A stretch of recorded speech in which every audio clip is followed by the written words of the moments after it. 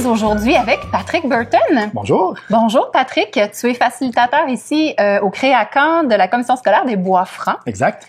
Faut que je te parle de ton nœud papillon tout de suite en partant parce que c'est vraiment ce qui nous a frappé ce matin. Pourquoi tu as un nœud papillon, Patrick? C'est une longue histoire. Officiellement, le nœud papillon commence... L'histoire au complet, je te la donne au complet. Wow, vas-y. J'ai 3 garçons, puis un Noël, on a décidé qu'on allait tous se mettre des cravates de Snoopy. N'ayant pas trouvé de cravate, j'ai trouvé des nœuds papillons. Puis finalement, mes enfants ont trouvé ça tellement chouette que je suis mis à en acheter plusieurs. Alors j'ai une panoplie de nœuds papillons et c'est des vrais nœuds que tu tires dessus et tout se détache. Et pour ceux qui veulent le savoir, c'est le même nœud qu'un lacet de soulier. C'est beaucoup plus simple à faire que ça n'a l'air. Est-ce que la créativité, c'est beaucoup plus simple à faire que ça en a l'air?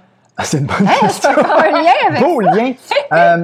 Moi, d'une certaine façon, je dirais oui, parce que les gens sont beaucoup plus créatifs qu'ils ne se laissent croire l'être. Ouais. Quand on relâche un peu les bordures qu'on se met nous-mêmes, qu'on se laisse aller un petit peu, on découvre des talents parfois qu'on n'a pas. Parce qu'être créatif, c'est pas juste savoir dessiner puis être bon musicien, tout ça. Là, ça va au-delà de ça. Je sais que je ne sais pas dessiner comme il faut. Mon petit frère est designer graphique, pas moi.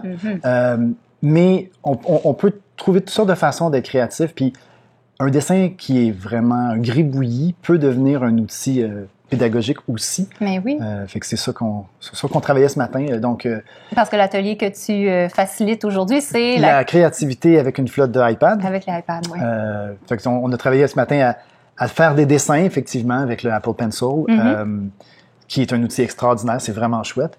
Puis on a donné des trucs aux participants pour faire des dessins qui ont l'air encore plus beaux, même si finalement on a moins de talent. Cacher une forme en dessous, retracer la forme, enlever la forme, puis après ça colorier, fait que ça donne l'impression qu'on sait comment dessiner des choses. Okay. Puis là, on est rendu... présentement, on prend nos dessins, puis on fait un film d'animation, si on peut dire ça comme ça, grâce à Keynote. Qui normalement sert à faire des présentations numériques. Ouais, c'est le genre de PowerPoint de Mac. C'est le genre de PowerPoint, mais mon opinion franche, c'est que Keynote est nettement plus performante, nettement plus facile à utiliser que PowerPoint. Okay. Puis ça nous permet de faire en utilisant les transitions, faire du mouvement aux objets. Puis les participants ont découvert une transition qui est extraordinaire, qui s'appelle la métamorphose, où tout ce qu'on fait, c'est qu'on place nos objets au départ, on place nos objets à la fin, puis Keynote fait le transfert entre les deux. Fait qu'on a l'impression qu'on a fait bouger nos choses, mais finalement, c'est la machine qui a tout fait le travail. Ça prend juste le point de départ, le point d'arrivée.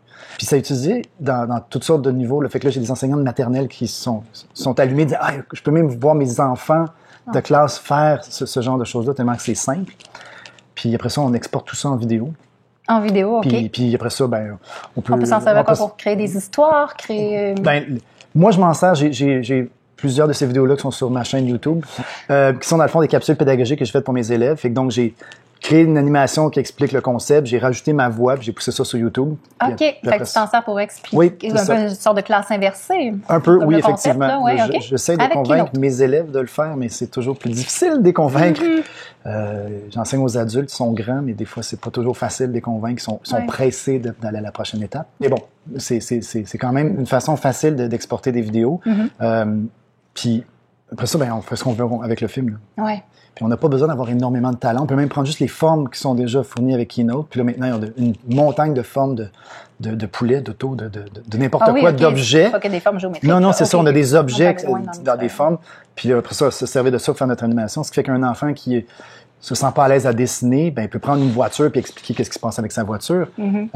Puis ces formes-là sont toutes catégorisées. Puis ce qui est vraiment le fun, c'est que dans l'outil de recherche de Keynote, il y a une petite loupe pour chercher les objets. Mais vu qu'on a l'assistance vocale de Siri, même un enfant de maternelle qui sait pas comment ça s'écrit, un écureuil, par exemple, pourrait utiliser Siri, dire le mot écureuil puis voir les formes de l'écureuil qui apparaissent dans la liste de recherche. En fait, tu as pris une application de présentation. J'ai fait autre chose avec. Tu l'as hacké carrément. Oui, c'est ça. Si on veut, oui, effectivement. Oui. On a complètement fait autre chose avec. Fait que c'est créatif jusqu'au bout. Là, après-midi, on va essayer de travailler sur la photo, essayer de pirater un peu l'appareil photo pour faire autre chose avec. Wow. Puis on va essayer de se rendre à faire de la musique sur GarageBand, qui généralement les gens utilisent très peu. Oui, c'est ça. Puis si le temps nous le permet, on va pirater Numbers, qui est un chiffrier, pour s'en servir pour faire complètement autre chose. Comme quoi? Je veux savoir. on met ça simple. Dans le fond, quand on se rappelle dans un chiffrier, que ce soit dans Excel, qu'on connaît, plusieurs personnes connaissent plus, on peut faire des onglets. Numbers, je pars d'une feuille blanche. Fait que je peux me servir des onglets pour dire aux élèves, Ça, c'est la première tâche que tu as à faire. Va dans l'onglet 2, la deuxième tâche que tu as à faire. L'onglet 3, la troisième tâche que tu as à faire. Finalement, je m'en sers pas du tout comme un chiffrier, mais je m'en sers comme quelque chose qui est structuré, organisé dans le temps. Je peux mettre des consignes, je peux demander à l'élève de lui-même déposer ses réponses ou fais-moi le dessin de ce que tu as fait ce matin. Puis l'élève peut le dessiner. Je peux rajouter une vidéo, je peux rajouter ma voix. Je peux demander à l'élève d'enregistrer sa voix. Fait que finalement, j'ai comme tous les outils qui sont là, mais dans une structure qui est organisée par ces onglets-là. Comment t'en es venu, toi, Patrick, avec ces applications-là? Je vais dire simples, même si c'est pas du tout parce qu'elles sont très elles sont simples mais très puissantes. Comment t'en es venu à développer toute cette façon d'intégrer différentes choses? Est-ce que c'est venu du jour au lendemain? As-tu suivi des formations? C'est l'expérience, l'essai-erreur? Ben, il y a un peu de tout ça. Je suis un des 125 enseignants distingués de chez Apple. Fait que à chaque année, on a un congrès qui se donne, parfois local, parfois international. C'est des rassemblements de centaines d'enseignants un peu partout. Fait qu'en échangeant les autres, en regardant ce que les autres font, ça, c'est une des choses. Il y a beaucoup de fois où j'ai fait des choses avec ce que j'avais. Puis j'ai pas les moyens d'acheter un gros logiciel de montage vidéo. Là, je m'organise avec autre chose. Puis c'est en s'organisant avec les moyens du bord souvent qu'on fait des belles découvertes. Oui, il y a beaucoup d'essais-erreurs. Il y a beaucoup de taponnage, mais j'aime ça, taponner, puis prendre le temps de gosser les choses. Puis là, j'ai du plaisir à le faire aussi de toute façon. Oui, pensez que c'est un gage de succès dans l'appropriation de nouvelles idées qui incluent le numérique, que l'enseignant y prenne un certain plaisir aussi? Je pense que c'est définitif. Ouais. Le plaisir aide énormément à l'apprentissage. Quand on fait quelque chose à reculons, ça donne jamais rien. Puis ce matin, je pense que la plupart de nos participants, à mon avis, dans l'ensemble des ateliers, sortent avec un gros sourire. Au moins, ce midi, il avait l'air d'être heureux. Fait que ça facilite l'apprentissage à ce moment-là. Faut qu'on ait du plaisir à le faire. Fait que mission accomplie? Je pense que oui. Oui. Merci beaucoup, Patrick, d'être avec nous, vraiment. Puis, on vous souhaite d'être très créatifs, vous aussi, avec des applications toutes simples. Pourtant, vous avez peut-être déjà sous la main. Amusez-vous.